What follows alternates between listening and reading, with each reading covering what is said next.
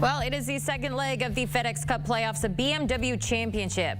Just 50 players left in the hunt for a spot at East Lake. We're back at Caves Valley Golf Club for the first time since 2021. 7,600 yards, a par 70, and by the week's end, only the top 30 in the standings will move on. So every single shot counts. Every point matters in the race for the FedEx Cup. Joining me now, we got our golf analyst, Patrick McDonald, Greg Ducharme. Guys, let's start with a course preview. So Caves Valley back in the spotlight for the first time since 2021, as I just mentioned. Patrick, how will its length, its layout, its greens test this playoff field? Well, it's going to be more stout than 2021, I think. You see the par switch from par 72 to par 70, taking away a couple of those par 5s. So we're not going to be getting a winning score around 27 under when we saw Patrick McDonald and Bryson DeChambeau duke it out in that epic playoff. And in addition to that, they've actually made a couple of the drivable par 4s on the front nine there much more difficult. Number 1, for example, we saw guys drive in 2021. They've added 70 yards to that one. Number 5 as well, they've kind of reconfigured also. So I think it's going to play more difficult, obviously, and I think it's going to lend itself to some of the best drivers on the PGA Tour, given that length, given it's 7,600 yards. It's one of the longest golf courses on the PGA Tour. You're going to have to hit it far. You're going to have to hit it accurate. And similar to 2021, where we saw Bryson, Cantlay, and Rory all play well at this golf course, I think we could see a similar type of leaderboard with a lot of good drivers leading the way this week. And as you just saw, underwent all those renovations getting ready for this event. Now, Scottie Scheffler is a name we have to bring up on another remarkable run, top 25 in every start this season, leading the FedEx Cup by over 2,000 points. Greg, what makes him so adaptable to every single different type of venue?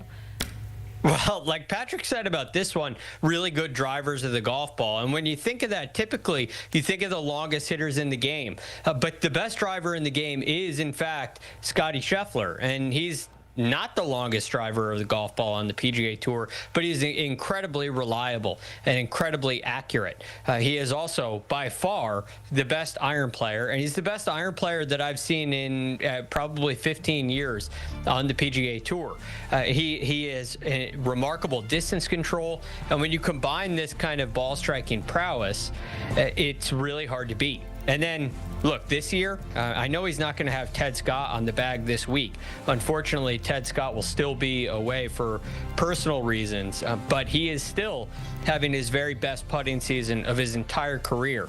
He's 18th on the PGA Tour in strokes gained putting. The best player in the world last year has this year become also the most complete player. Yeah, he just has so many outs, like Greg alluded to. And I think even last year when Scheffler was rolling through the world of golf, you can make the argument that Xander Schauffele was actually the most complete player in the world. When you look at the statistics, he finished the year inside the top 25 in each strokes gained bucket. And this year, like Greg said, that's Scottie Scheffler. He like, if his off-the-tee play might be a little bit wild, well, guess what? He's a great scrambler. He's a great iron player. If the iron plays a little bit off, the putter's been able to pick up the slack this year. And because of that, it does not matter what golf course Scottie Scheffler steps on. It could be Harbortown, that is tight, a point A to point B golf course, or it could be Caves Valley, where you're going to have to hit it far out there and kind of find it and chase it and make a lot of birdies. It does not matter what golf course it is. Scottie Scheffler is always going to factor, just because he has so many different outs, and he always seems to know exactly when to pull the correct lever at the correct time. 12 straight top 10s for Scottie. Got to ask about Rory next. He skipped the first playoff event. He's fresh. He's sitting number 2 in the standings. How might that extra rest impact his game and mindset this week, Greg? Well, I think it could definitely be a benefit. It's likely that the other players are able to recover in preparation for this. More importantly than the rest, I think, is this golf course. Like Patrick mentioned, he finished 4th here in 2021, and a big part of that is the driving of the golf ball. You look at the top 4 finishers last year, and all 4 of them were in the top 15 in strokes gained off the tee. They were also top 10 for the week in strokes gained putting. And this is what I find fascinating about Rory's 3 most recent starts, which are all top 10 finishes, all top 7 finishes, in fact, as you can see there. He has gained over 4 strokes putting, over 4.5 strokes putting in all of them. So Rory's putter right now is red hot, and I love this golf course fit with all of his length off the tee. 3-time FedEx Cup champ, competing in his 15th BMW Championship. That's tied with Justin Rose for the most of any player in the field. How about Tommy Fleetwood? He's been knocking on the door all season, just can't close it out on Sundays. Is this a mental hurdle, Patrick? A swing issue? What have you been seeing from him? It has to be mental. There is definitely some scar tissue for Tommy Fleetwood coming down the stretch, because you look at him statistically, and it's the best Tommy Fleetwood has ever been. The last 3 months, he's actually second in the field of Scottie Scheffler in terms of total strokes gained. The putter is much improved compared to the rest of his career. He switched that spider at Hilton Head, at Harbor Town, and ever since he has been just ultra reliable throughout the bag with 4 top 5 finishes in his last 10 starts. But you look on the screen here, all his close calls. You could even add in the Canadian Open as well a few years back with Nick Taylor, where he just needed birdie, the par 5 finisher, an easy hole there, and one was unable to, and ultimately fell in a playoff. But I think for Fleetwood coming down the stretch, what the through line might be through all those close calls are maybe some commitment issues at key times. You saw him question a club choice late on 17 on Sunday. You saw him question a club choice late at the Travelers Championship on the 72nd hole as well. And so for Fleetwood, it's just realizing, like, hey, my good is good enough. Commit to the shot at hand, and hopefully, finally, he can get across the finish line here shortly. Commitment issues. That's something you never want to hear when it comes to a guy out there. All right, Xander Schauffele, 8 straight trips to East Lake. He finds himself 43rd in the standings. Greg, how big is this challenge for him to make the top 30? What do you need to see from him? Well, looking at the finishing position, I think it's certainly capable for Xander Schauffele. I estimate that he needs about a 13th place finish, perhaps a top 12 finish would get him to Eastlake, because he has had a good year, and you can earn a lot of points when you finish inside that top 12 or 13. But there are some concerns with Xander Schauffele. You look at some of the various areas of his game, and last year on the PGA Tour, he was 10th in strokes gained off the tee. That's a great sign for Caves Valley, but unfortunately this year he's 110th.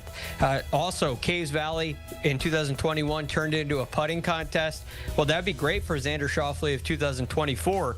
He was 12th on the PGA Tour in that category, but this year, unfortunately, he's 125th. He's outside the top 100 in bogey avoidance. Last year, he led the PGA Tour. A lot of the key metrics for Xander Schauffele are off the mark, and that's why he is on the bubble right now, heading into arguably his favorite golf course in Eastlake. So, again, we need to see a top 12 or top 13 finish for Xander, which is possible.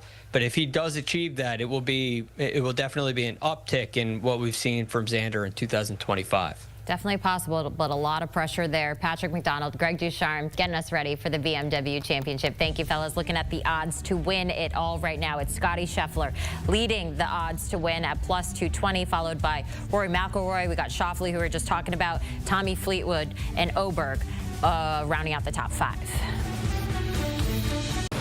All right, it's time to make some money. Let's bring in our betting analyst, Sia Nejad. Sia, let's start with your pick to win. We get straight to it. BMW Championship, who's lifting the trophy on Sunday? Well, I'm going to tell you that Scottie Scheffler's probably lifting the trophy. However, from a betting standpoint, you know me, I take the cowardly approach. I take the without Scottie Scheffler market, and FanDuel is offering the without Scottie and Rory McIlroy market. That's where I hammer Chris Goddard up at plus 2,200. This guy has been absolutely on fire, except for last week, where the first few rounds he didn't play well at all. But he did rebound on Sunday in a pretty significant way. Could have really gone low, but went low nonetheless. Got his game back in order. TPC Southwind last week, probably not the best course fit. I do think he'll do better in this tournament. And oh, by the way, prior to last week, T10, third, first. And then even prior to that, T21, T26, T23, he gets it done off the tee, which is going to be very significant here. The distance is going to help him, and his ability to get hot with the putter is certainly going to help him as well.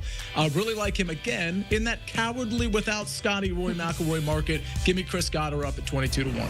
He is one of 9 players making their first appearance at the event this year. Wishing him the best of luck out there. How about some DFS good buys? A few players you think provide some strong value.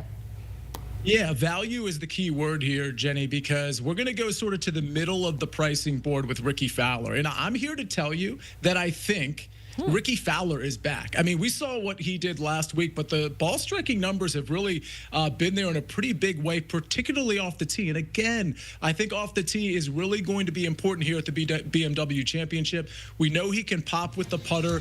The approach play is always, or at least has been, an issue with Ricky Fowler, but he really popped on approach last week. He does feel like he's really dialed in. Obviously has made this top 50, trying to make the top 30 here as well. I like him as a play, and an extreme value play is Johnny Vegas. I mean, if you want salary relief, he's at the very bottom of the board here. He's gained ball striking in 5 of his last 6 events. His putter is always bad, but it's not always really bad. If he can be somewhat neutral with the putter, the way he's ball striking in, when I say gained 5 out of the last 6, I'm talking gained in significant ways from a metric standpoint in 5 out of 6. I think he could have a few really good days. Remember, it's a no-cut event. If Vegas can go off 2 or 3 days, he's going to be great for your DFS lineup. He's back. And finally, before we let you go, your best bet for the week. Where's the smartest money going? Who you going with? Jenny, we always go international here, and last time I was on with you, we hit that ticket on top African. This time we're going to top Englishman. I think there's an overcorrection in the market here with Matt Fitzpatrick having a really dull tournament, actually a bad tournament last week, and Tommy Fleetwood playing so well until, the last few holes, and Justin Rose winning the tournament. So in the top Englishman market, we have those 3 plus Harry Hall. I think Harry Hall is going to be just erratic enough with the ball striking not to be super relevant here. I'm getting Matt Fitzpatrick at plus 260. I believe FanDuel just might have moved it to plus 270. And again, that's because people are really appreciating and perhaps overreacting to Tommy Fleetwood and Justin Rose last week. Fitzpatrick came into that tournament last week in really good shape, gaining literally everywhere for almost 5 tournaments in a row. I expect him to rebound from a poor performance at TPC Southwind, and I love this price at plus 270. Hopefully not a crack in his driver this year at the BMW. Yeah. We don't want to see that again. Sia, thank you so much. It's always a pleasure to have you here on HQ trying to make us some money. If you want even more betting analysis for this week's BMW Championship, you got to check out the early wedge. It is streaming now. Scan that QR code or take it in wherever you listen to your favorite pods.